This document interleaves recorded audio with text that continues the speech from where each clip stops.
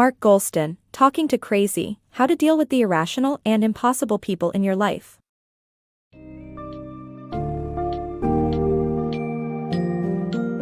In Talking to Crazy, How to Deal with the Irrational and Impossible People in Your Life, author Mark Goulston deciphers the puzzling aspects of irrational behavior and offers valuable insights to empathize and communicate with people experiencing periods of craziness. Remember, craziness in this context refers to irrational behavior rather than mental illness. The book summary covers various strategies, such as understanding the modus operandi of a person's craziness, maintaining patience, and cooperating with them to regain control. This introduction is just a glimpse of the in-depth guidance Goulston provides to improve interactions with the so-called crazy people in your life.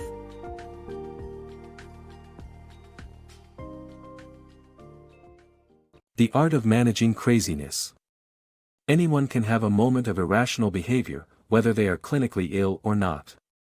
This behavior can manifest in a few ways, including distorted views of reality, refusal to listen to reason, saying nonsensical things, or acting out against one's own interests. The first step in dealing with such behavior is to admit to one's own craziness. Understanding your own tendencies can help you empathize with others and avoid getting upset or acting irrationally when dealing with them. It's important to recognize triggers of crazy behavior and work towards finding a solution instead of making things worse. Admitting to your own craziness can help you calm down other crazy people and prevent them from driving you batty. Dealing with crazy behavior. When faced with erratic behavior, arguing is never helpful. Such behavior is often rooted in past experiences. Instead, identify the modus operandi and empathize with the person to talk them back into a saner state. Understanding their triggers and the behavior patterns can help one communicate with the individual better. By acknowledging their feelings and approaching the issue from their perspective, you can make them more receptive to sane reasoning. Ultimately, it is better to communicate with such individuals than to be negatively affected by their behavior. Dealing with crazy people. Understanding the root causes of crazy behavior and developing strategies to improve interactions with them can make a lot of difference. Why do people behave in crazy ways?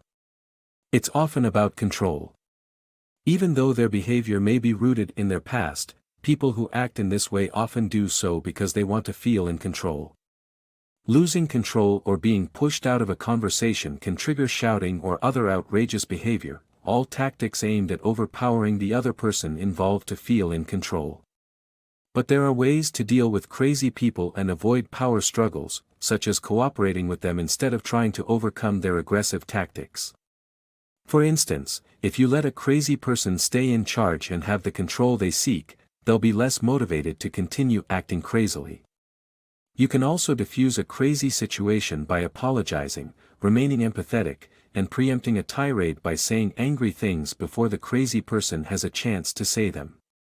By beating them to the punch, you undercut their need to be passive-aggressive and allow you both to move on. It's also important to establish clear boundaries with crazy people. For instance, if someone shouts at you on the phone, let them know that you will hang up if they continue shouting. The person will realize that there's a line they can't cross and be less likely to shout in the future. By understanding the root causes of crazy behavior and developing strategies to improve interactions, dealing with crazy people can be less stressful and more productive. Calming down a crazy person.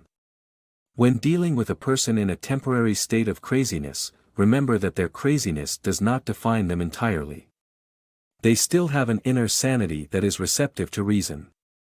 You can tap into this sanity by engaging the person in a mundane conversation that may distract them from their current source of stress. Wait until the person is calm, then address the outburst and ask for advice on how to handle similar situations in the future. Be patient, as lashing out is often an impulse during crazy episodes. Logical people may be tempted to remove themselves from the situation.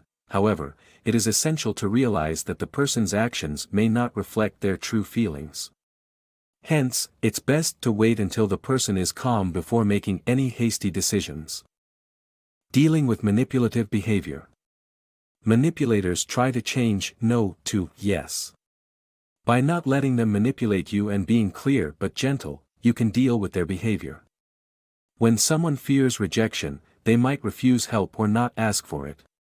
Directly tell them to ask you for help when they need it and check in with them regularly. Manipulative behavior can take many forms, from screaming and crying to something more subtle, like manipulation. People often try to manipulate others because they refuse to take no for an answer, hoping to change it to a yes. Manipulators may try to split two people apart as a way to vent anger. You can deal with such attempts by being clear with these people but also maintain a gentle approach. By telling the manipulator that you are interested in what he has to say, yet you'd like to speak with the third person who is being badmouthed, you can point out that he may be overreacting. Anger is always counterproductive, so remain calm in dealing with these situations. When a person fears getting a no, they might also react by refusing to ask for help. They could be acting this way because they've been rejected before when asking for help in the past. In this scenario, the person might avoid asking for help at all costs or even refuse it, if offered. You can deal with this by directly telling them to ask you for help when they need it. Checking in with them regularly to ensure everything is okay is also crucial because they might not tell you if it's not. Dealing with narcissistic behavior. The author reveals that narcissism is a common motivation for crazy behavior, especially among know-it-alls. The best approach to dealing with such individuals is to boost their egos further, which lessens their need to act superior. Rather than alienating them, validating their feelings of superiority can be helpful. For instance, if someone belittles others to feed their ego, it's best to tell them how lucky you feel to have them on your side. Narcissistic behavior often pushes people away, thus explaining this fact to them can be useful. Crazy sarcasm is also a defense mechanism that tends to alienate others. Understanding such comments is vital in predicting when they might pop up. When someone makes a sarcastic remark, it's best to toss the sarcasm right back at them. This approach can grab the person's attention and create an opportunity to talk to them rationally. Protecting your relationship. Relationships can end due to a couple's inability to handle problems. Instead of getting angry, be a sponsor to your partner, and support them no matter what. Revitalizing a dead love is hard, but accepting it's not possible is harder. If a separation becomes necessary, do not hurt the children.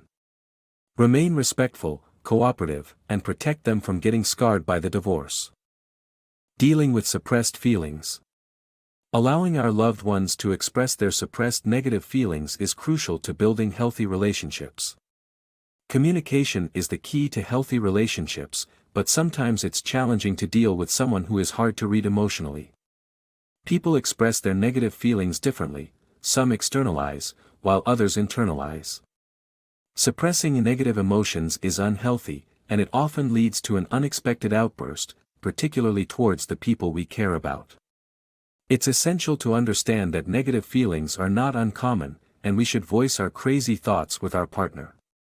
When someone suppresses a feeling, it's bound to come out in a prolonged and unhealthy way, such as outbursts, mood swings, or other unexpected reactions. When someone appears troubled, taking their behavior personally only worsens the situation. Instead, try to identify the thoughts affecting them and ask if you're correct. Alternatively, ask them to repeat something you think is on their mind. The key takeaway is to encourage open communication about negative feelings, and don't take it personally if loved ones behave erratically. Suppressed emotions cause more strife than when voiced and dealt with openly. Mental illness, types and professional help. When a loved one has a serious mental illness, gentle and loving persuasion may not always work. The mental illness is more than just irrational behavior, and it requires professional help. Different types of professional help are available to cater to the needs of such patients. Medical-oriented psychiatry aims to stabilize the patient and pave the way for further steps. Psychotherapy and counseling help in finding coping mechanisms to change their point of view, whereas psychosocial rehabilitation helps in preventing relapse into destructive behavior. Finally, mentoring provides encouragement and motivation to people to fight their mental illness. Even though it can be hard to convince a mentally ill person to seek help, empathetic and strong connection with the patient can work wonders.